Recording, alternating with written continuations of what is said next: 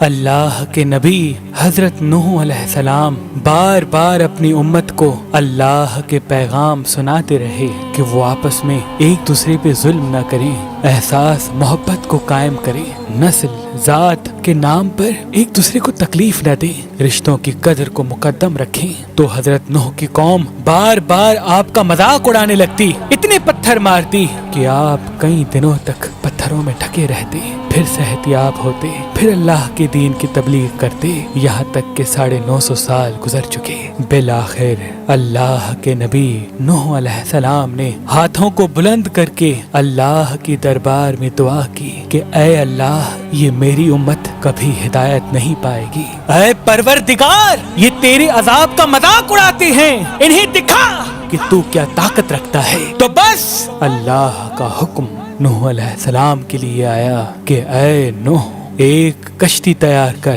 اور اس میں پورے جہان کے چرند پرند کو اور ان انسانوں کو شامل کر جو تم پہ ایمان لے آئے۔ تو یوں اللہ کے نبی حضرت نوح علیہ السلام نے درخت اگائے اور کشتی بنانے میں لگ گئے۔ وہ پوری قوم ہنستی رہی اور نوح علیہ السلام اللہ کے حکم کو تسلیم کر کے اپنے فعل میں مصروف رہے۔ تقریباً 100 سال کے بعد وہ کشتی تیار ہو گئی اور نوح علیہ السلام تمام چرند پرند کے جوڑوں کو ان کشتی میں سوار کر ہی رہے تھے کہ اتنی دیر میں سانپ اور بچھو آپ کی خدمت میں حاضر ہوئے اور کہنے لگے، اے اللہ کے نبی، اس نجات کی کشتی میں ہمیں بھی سوار کرو۔ اللہ کے نبی نوح علیہ السلام نے فرمایا، تم تو انسانوں کو تکلیف دیتے ہو، ان کو کاٹتے ہو۔ تو یوں سانپ اور بچھو رو کے اللہ کے نبی سے عرض کرنے لگے کہ اے اللہ کے نبی، آپ ہماری نسل کو بچائیں، ہم آپ سے وعدہ کرتے ہیں کہ جو بھی انسان سلام علی